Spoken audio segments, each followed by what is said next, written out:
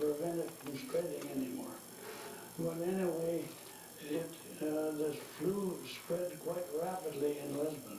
And it seemed like that just about anybody could get it, but one of the things that seemed to be that the healthier people get it, and they were very susceptible to it, and they got pneumonia, and a lot of them died quite quickly.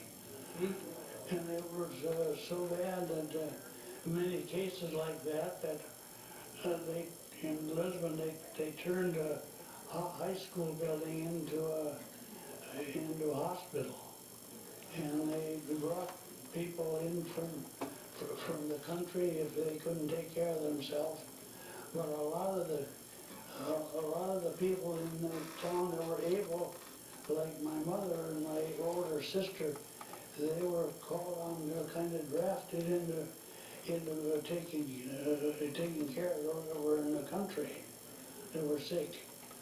And so they did a lot of that work. And you asked me about how many died. Well, they died real rapidly. And I remember when my brother and I, we were just kids. I was about 9 and he was about 12 or so. And we went over to my dad's store. My dad had a furniture store, and he had undertaking business in it. And the undertaking was in the back part of the building. So we went over there, and when we got there, there was a whole bunch of buggies and wagons and stuff, and they had bodies in them. And that came as an awful surprise to all those people, of course, and they didn't know how to take care of them or anything. And so they loaded them up in a grain wagon or in a buggy. And sometimes they just took the screen of the bed, the whole business, and put it in there. So that left a very impressive memory for me, to see that many die. Of course, there were a lot of people that I knew that passed away. I had it myself. Unlikely, though, it seems my dad was right in the midst of all of that and dealing with all of those people with flu, but he never got it. When was your dad born? My dad was born in '61, so he was about middle age about that time. And my mother was too, and my mother was kind of a practical nurse. And she did a lot of nursing in the country. But there wasn't much that they could do for those people because they didn't know what caused it. And it always seemed to wind up with pneumonia. And I suppose that was probably the final what got them. I remember my mother coming home and making what they called pneumonia jackets. It was a kind of like a shirt with a lot of cotton bed lining in it too, so that they would keep warm. I remember there was one family that there were 3 boys, and they were all in the service, and they all died. Three of them were all buried within a matter of weeks. It didn't take people long to succumb to the disease because it was very, very, very tough, and there was not much medicine. And the doctors apparently had no idea. But of course, this was long before there was any specific medicines that were designed for certain diseases. Who was your family doctor?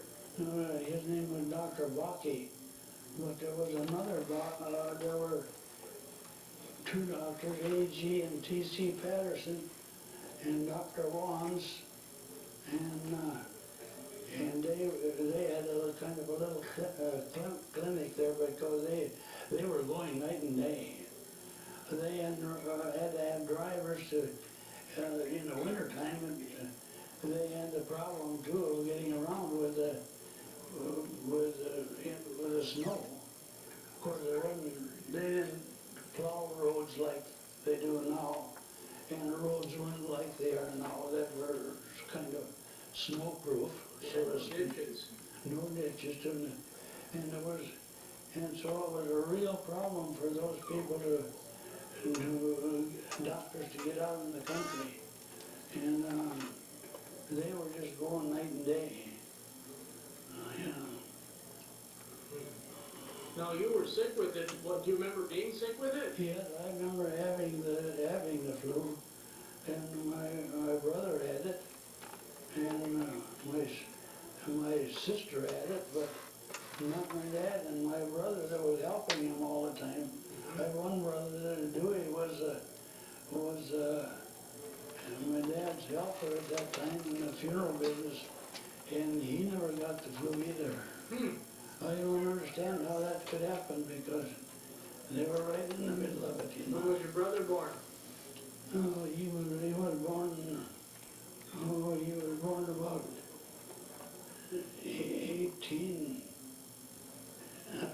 1890, I think it was. Yeah. Yeah, yeah, but I don't remember, I don't remember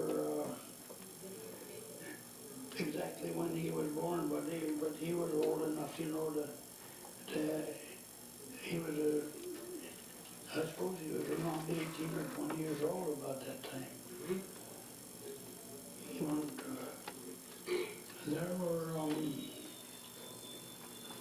was a lot of sadness and grief, I tell you, that piled on top of the fact that the war was going on. What do you remember about World War I? Well, I remember when they recruited the people and when they marched them off, you know. And then I remember when the war was over. That was in November, and it was there'd been snow and water accumulating in our garden, and I remember I was out in the garden in a rubbery ice, skating around on the rubbery ice, and I heard the bell ring. They rang a bell at that time instead of a siren. The church bell or the town bell? The town bell, and also the church bell sometimes. And when the war was over, of course, everybody was so happy about it, rejoiced about it. But then there was a kind of false alarm for a little bit. But then in a few days, a real armistice came. Oh, really? Yeah. And there was an announcement made something about it. In those days, of course, it was hard to get news because the only way you could get the news was to go down to the depot. And they had a telegraph there, and that's the way they got the announcements of who was killed in action and how the war was going on and so forth. But there was no radio or nothing like that, you know. The only communication was they had a telephone, but you could get on the party line and probably pick up a lot of news. Rubbernecking, huh? Rubbernecking on there. But people were anxious to go down and see if the relatives were still all right in the service. But I remember them going down to the depot and sitting in the waiting rooms in the depot for the telegraph operator to get some information. And I was born at the General Hospital in Devils Lake, North Dakota. And I believe you were born then, I think, you have a twin brother? I have a twin brother, Andrew. And he is still living? He's still living. He lives in Medford, Oregon. No.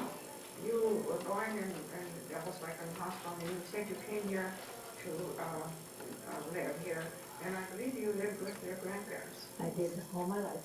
Why was that? Well, because my mother contacted the flu when she was in the hospital giving birth to my brother and I, and died when we were 9 days old. Yes, and that was a very sad affair. Do you remember anything about the flu? I mean, you don't remember it, of course, but do you remember people talking about the flu at that time, even when you came here to live with your grandparents after you got older? When I was a little girl, I used to have my grandmother tell about it many, many times. She had a sister who lived just a few blocks from our house, and when she would come to visit, I heard the same story over and over and over many times about how my mother had died when we were just babies, and she had been in Devil's Lake with my mother, and later she and another person brought us home on the train. And I can remember her saying that they put us in a clothes basket, and it brought us home on the train. So you've heard lots of stories about many people dying. Yes. Of course, during the, and of course it was a sad time, certainly a sad time for your mother to die and the twins. Now, I think your grandparents, I believe, came from Norway. Yes, they did. Yeah, look, Another one, Margaret Halverson. do you want, because I know, Well, it was so elementary that that's what I remember. yes, but tell us what you do remember. I was 10 years old. Do you remember, did any of your family No, have the flu? no. But I can remember that a lot of people were getting sick. And I remember that they needed nurses. And I and some of my friends in the neighborhood too turned out. Well, go ahead. Is it on now? Well, I wonder if we should go back then let's go back to going to the park, pretending you're a nurse. Yeah. Because that's about what we did then, isn't it? Mm-hmm. Okay, why don't we start there then? It won't be much longer than that. It's about 5 minutes or so. Tell a little bit about how, I think I asked you something, would you remember anything about the flu? And then you said, Then it was the park. okay, go ahead, let's start there again. The park, where you and your friend, or you and whoever. That isn't down there. No, that isn't, we better start there. Okay. The flu epidemic was quite, well, it was awful lot of people were sick. And I was conscious of nurses. And I thought maybe I'd like to be a nurse, and so I can remember that I wanted to get a couple of friends and go down to the park, and I think I wore something white to look like a nurse, and I brought some old clothes or rags that Mom had, and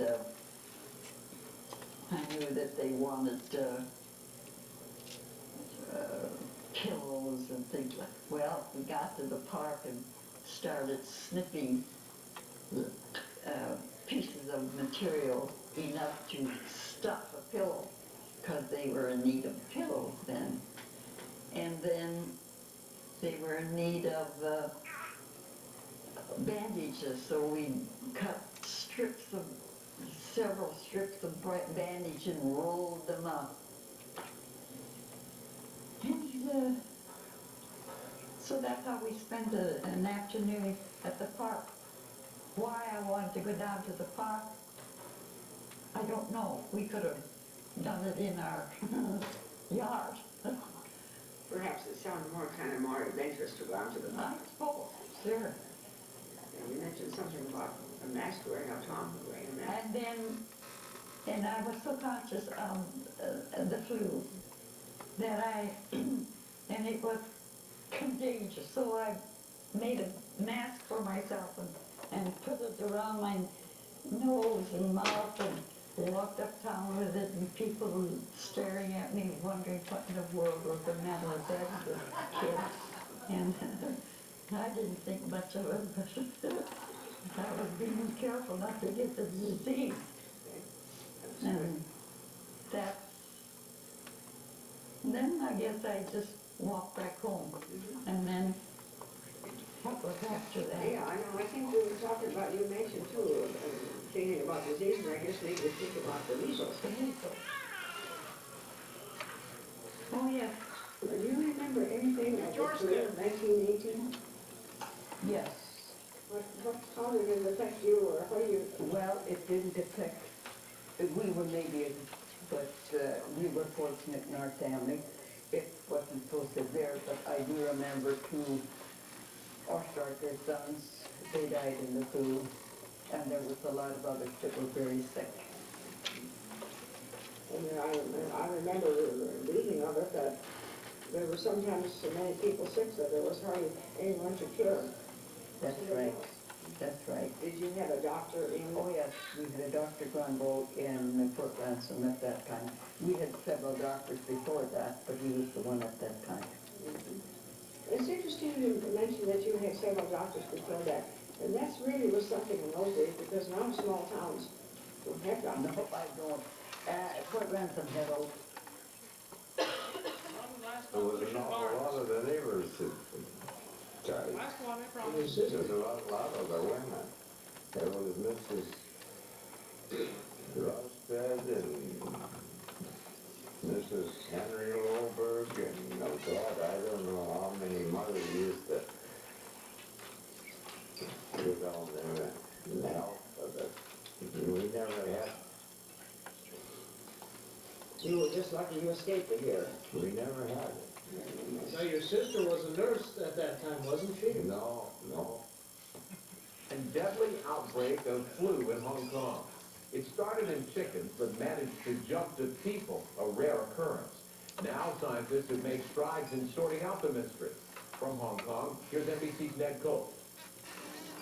The research has taken years in the lab. Scientists studying Hong Kong's deadly outbreak of a new strain of flu in 1997.